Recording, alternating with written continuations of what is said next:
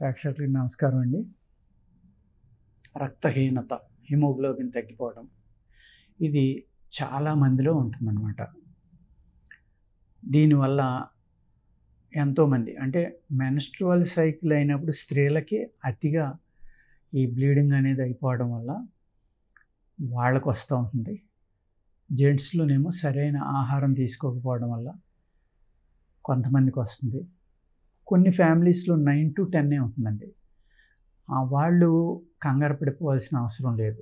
అది శరీర తత్వాన్ని బట్టి 9, 10 ఉన్నా కూడా వాళ్ళకి ఎటువంటి ఇబ్బంది ఉండదన్నమాట.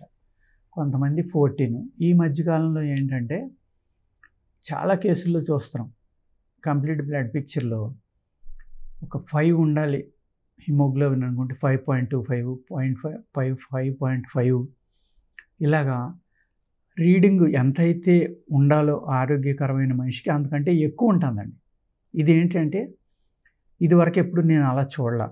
ఈ కరోనా వచ్చి వెళ్ళిపోయినప్పుడు నుంచి ఈ 3-4 సంవత్సరాల నుంచి B12 1800, 2000కి వెళ్ళిపోవడం ఇటువంటి వాళ్ళని చాలామందిని చూస్తున్నాం మా దగ్గరికి వచ్చిన కేసుల్లో.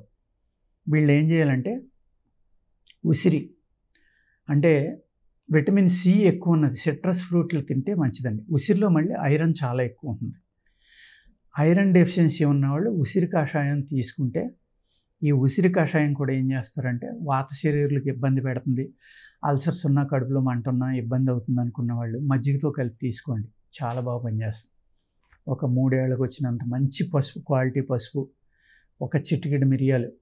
మిరియాలు కూడా ఏం చేయాలంటే మీరు ఒక 3 రోజులు పెరుగులో నానబెట్టుకుని మజ్జిగలో కానీ తీసి కడుక్కుని ఎండబెట్టుకుని వేపించి పౌడర్ చేసుకోండి. అది చాలా చక్కగా పనిచేస్తుంది. అటువంటి మిరియాల చూర్ణం కొద్దిగా వేసుకుని కనుక మీరు ఈ కాంబినేషన్లో డైలీ ఎర్లీ మార్నింగ్ కనుక మీరు తాగితే ఈ కడుపులో మంట, అల్సర్స్ బాధ ఉన్న వాళ్ళు కనుక గ్యాస్ పెరిగిపోయి ఇబ్బంది వస్తుంది అనుకుంటే మీరు ఈ విధంగా తీసుకుంటే చాలా స్థిమితంగా ఉంటారు, గ్యాస్ పెరగకుండా ఉంటుంది. లేదు ఇలా తీసుకున్న గ్యాస్ పెరిగిపోతుందంటే మానేయండి, మానేసి భోజనం అయ్యాక తీసుకోండి. ఐరన్ అనేది బాడీకి అబ్జర్వ్ చేసుకోవాలంటే విటమిన్ సి అనేది చాలా అంటే చాలా ఇంపార్టెంట్ అన్నమాట. విటమిన్ సి, విటమిన్ డి కూడా చాలా ఇంపార్టెంట్. ఈ 2 డెఫిషియన్సీ లేకుండా ఉన్నప్పుడే మీకు హిమోగ్లోబిన్ తగ్గకుండా ఉండడానికి అవకాశం ఉందండి. D3 కూడా మీరు K2 ఉంటే D3 బాగా అబ్జర్వ్ అవుతుంది బాడీలో. D3 ఓన్లీ తీసుకుని సిట్రిక్ యాసిడ్ అంటే విటమిన్ సి కూడా మీ బాడీలో లేకపోయినా కూడా మినరల్స్ అనేవి మీ శరీరం తీసుకునే శక్తిని కోల్పోతుంది, తగ్గిపోతుంది. దానివల్ల డెఫిషియన్సీ రావచ్చు అన్నమాట. అందుకు మీకు చాలా తొందరగా మీకు పెరగాలి అంటే ఐరన్ అనేది అనేక రకాల మూలికలు ఉన్నాయి. అందులో ఇంపార్టెంట్ గుంట కలగర. మనం దాన్ని గుంట గల్జేరాకు అని కొంతమంది అంటారు, గుంట కలగర అని కొంతమంది అంటారు. దానిని చిగుళ్ళు తీసుకోండి. దాని చిగుళ్ళు తీసుకుని మీరు మిరియాలు అది సమంగా తీసుకుని చక్కగా నూరుకుని ఉదయం ఒక గురువిందలే మాత్రలు కట్టుకుని 2-3 మాత్రలు మజ్జిగతో వేసుకోండి ఉదయం సాయంత్రం. వేసుకుంటే కనుక పెరుగుతుంది. లేదు మిరియాలు నేతిలో వేపించండి. నేతిలో అంటే మీరు ఒక 100 గ్రాముల నెయ్యి ఉందనుకోండి, ఒక 50 గ్రాముల మిరియాలు తీసుకోండి. అందులో మిరియాలు వేసి ఆ మిరియాలు తేలిపోయి పైకి నురగ తగ్గిపోయేదాకా వేపించండి. మాడిపోనివ్వద్దు మరి. ఆ మిరియాలు తీసి మిరియాలు మెత్తగా చూర్ణం కొట్టుకుని బెల్లంలో కలుపుకుని ఆ బెల్లం ఒక 1/2 తులం ఉదయం సాయంత్రం తినండి. ఈ నేతిని అన్నంలో వాడుకుంటే కనుక మీకు చాలా చక్కగా ఐరన్ పెరుగుతుంది. ఇంకొకటి ఏంటంటే ఉప్పు, వాము, సాల్ట్, సైంధవలవణం ఉంటుంది కదండి, రాక్ సాల్ట్ కానీ అదే సైంధవలవణం, లేకపోతే సముద్రపు ఉప్పు ఏదైనా పర్వాలేదు. వామును తీసుకుని ఏం చేస్తారంటే లైట్గా ద్వారగా వేపించండి. వేపించిన తర్వాత అలా వేపించడం వల్ల అది శుద్ధి అయిపోతుంది. ప్లస్ దాని లోపల ఉన్న ఆయిల్ పై పొరల్లోకి వస్తుంది అనమాట. అది సాల్ట్ అంటే 100 గ్రాములు వాము తీసుకున్నారనుకోండి, ఒక 50 గ్రాములు సాల్ట్ తీసుకోండి. బాగా మెత్తగా నూరుకుని ఉండకట్టుకోండి. ఒక 3 వేళకు వచ్చినంత ఉదయం సాయంత్రం మజ్జిగలో కలుపుకొని తాగండి. ఎవరికైతే హిమోగ్లోబిన్ తక్కువ ఉందో, అదే బ్లడ్ అంటే హెచ్బి డెఫిషియన్సీ ఉందో వాళ్ళకి ఇది ఆకలి పెంచుతుంది. ఇప్పుడు నేను చెప్పిన చిట్కా ఏదైతే వాము, సాల్ట్ అనేది ఉందో అజీర్ణం తగ్గిస్తుంది. అజీర్ణం తగ్గించి మీ యొక్క లివర్‌ను కూడా చాలా బాగా యాక్టివేట్ చేస్తుందనమాట. చేయడం వల్ల ఆకలి పెరుగుతుంది.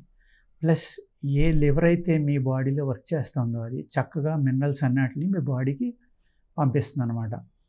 ఈ 2 కనుక మీరు వాడుకుంటే ఏ హిమోగ్లోబిన్ అయితే తక్కువ వల్ల మీకు ప్రాబ్లమ్స్ ఉన్నాయో ఆ హిమోగ్లోబిన్ యొక్క రికవరీ వచ్చేసి మీరు అంటే మీకు ఒక వారమో 10 రోజులు వాడి మాకేం పెరగలేదని మానేయద్దు. దానిని జాగ్రత్తగా కొన్ని నెలల పాటు వాడుకోండి. వాడుకుని మీ హిమోగ్లోబిన్ బాగున్నప్పుడు మళ్ళీ మానేయండి. హిమోగ్లోబిన్ పెరుగుతుంది కదా అని కంటిన్యూగా ఏది వాడొద్దండి. అతిగా తింటే అమృతం కూడా విషం అవుతుందంటారు కదా, ఆ విధంగా అవుతుందన్నమాట. అందుకు మీకు కావాల్సిన రికవరీ వచ్చిన తర్వాత రాకపోతే ఒక 2-3 నెలల లోపల ఇంకా అది మీకు పనిచేయట్లేదని అర్థం. మీ శరీర తత్వం అలాగే ఉంటుంది కాబట్టి నాకు ఇబ్బంది లేదు, నాకు ఆయాసం రావట్లేదు, అదర్ ఇబ్బందులు ఏమీ లేవు అనుకుంటే తినకపోయినా కూడా పర్వాలేదు. కొంతమందికి చెప్పాను కదా ఈ వీడియో ముందరలోనే 9 to 10 హిమోగ్లోబిన్ ఉన్నవాళ్ళు చాలామంది ఉంటారు. వాళ్ళకి ఎన్ని తిన్నా కూడా పెరగకపోవచ్చు. అంటే వాళ్ళ శరీర తత్వం అలాంటిదని అనుకుని వాళ్ళు ఎక్కువ ప్రయోగాలు చేయక్కర్లేకుండా హ్యాపీగా నేను చెప్పిన ఆహారం తీసుకుంటా. ఉసిరి గురించి చెప్పాను కదండి, గుంట కలగరని చెప్పా, ఉసిరి చెప్పా. అదేవిధంగా వాము, ఉప్పు కూడా నూరుకుని తినమన్నా. అది మజ్జిగలో కలుపుకుని తాగితే మీ యొక్క లివర్ శక్తిని పెంచుతుంది, జీర్ణశక్తిని బ్రహ్మాండంగా పెంచుతుంది. అజీర్ణం ఉన్న వాళ్ళు కూడా తీసుకోవచ్చు. మీ యొక్క పిల్లలకు కూడా మీరు ఒక 3 ఏళ్ళుగా వచ్చినంత కాస్త పలచటి మజ్జిగలో కలిపిచ్చారనుకోండి, నేను చెప్పిన ఈ ఫార్ములా బాగా ఆకలి పిల్లలు మీరు బతిమాలక్కర్లేకుండా మీరు పెట్టిన వెంటనే టక్‌టక భోజనం చేసేస్తారు. కానీ ఫోన్లు ఇచ్చి మట్టుకి తినిపించొద్దండి. అది చాలా ప్రమాదం. నేను ఎన్నో వీడియోల్లో చెప్పాను ఆ విషయం. అంచేత హిమోగ్లోబిన్ తక్కువ ఉన్న వాళ్ళకి ఒక 2-3 ఫార్ములాస్, చిట్కాలు ఈ వీడియోలో చెప్పడం జరిగింది. జాగ్రత్తగా దాన్ని ఫాలో అవ్వండి. ఫాలో అయ్యి మీరు ఆ విధంగా చేసుకొని తినటం వల్ల మీ హిమోగ్లోబిన్ మళ్ళీ నార్మల్ లెవెల్‌కి వస్తుందండి. ఓకేనండి. నమస్కారం.